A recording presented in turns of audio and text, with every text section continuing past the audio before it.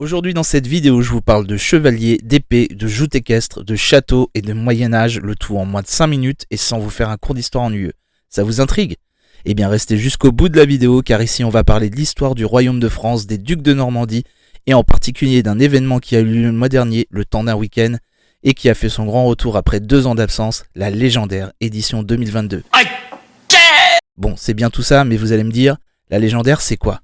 Une grande fête médiévale unique le temps d'un week-end organisée par la ville de Gisors et ses partenaires associatifs, en collaboration avec les commerçants et les artisans de la région pour vous proposer des marchés médiévaux, animations, spectacles, démonstrations, activités, jeux, pour tous, petits et grands, une immersion costumée à l'époque des chevaliers au sein du château de Gisors, l'emblème incontournable de cet événement.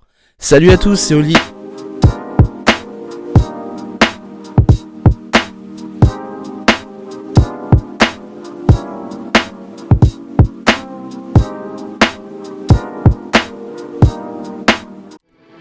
Gisors, commune de 11 900 habitants dans l'Eure, et son histoire médiévale qui se prête parfaitement à cet événement. La porte de la Normandie et capitale du Vexin normand à partir du XIe siècle va s'enrichir grâce à sa forteresse imprenable, le château de Gisors, et se verra être durant les siècles suivants le témoin de lieux de rencontres privilégiés des rois de France et d'Angleterre tels que Philippe Auguste ou Guillaume le Conquérant, Richard Cœur de Lion les plus célèbres. Car Gisors est riche d'un patrimoine historique important. C'est avec Saint-Clair-sur-Epte en 911 qu'est né et commence le royaume des ducs de Normandie. Il était donc normal que la ville nous replonge au cœur de son histoire médiévale le temps d'un week-end, avec cette année un programme exceptionnel. Des spectacles de fauconnerie, des joutes équestres, des parcours initiatiques de chevalerie, l'escalade d'une tour de 8 mètres, l'initiation combat à l'épée, du tir à l'arc, notamment avec la présence de 3500 archers réunis pour le grand tournoi du bouquet provincial, des défilés, des animations diverses, ateliers de poterie, échassiers, chiens de troupeau et animaux atypiques, spectacles nocturnes, son et lumière avec un mapping projection vidéo sur le château sur le thème de l'archerie proposé par le festival Pierre en Lumière, des musiciens, troubadours, des campements de templiers et vikings au sein du château avec buvette et restauration. Le tout pour une modeste participation de 5 € pour un accès illimité aux festivités dans le château. Accompagné d'une météo plus que clémente, cette année tous les atouts étaient donc réunis pour passer un super moment. Je vous laisse donc avec ce petit résumé en images de cette 13e édition de la légendaire 2022. J'espère que vous apprécierez cette petite vidéo, n'oubliez pas de vous abonner à la chaîne et me dire en commentaire si vous aimez ce contenu. Si c'est le cas, n'hésitez pas à la partager autour de vous et pourquoi pas venir visiter notre belle région. Prenez soin de vous, je vous retrouve très vite pour de nouvelles vidéos. Bye bye.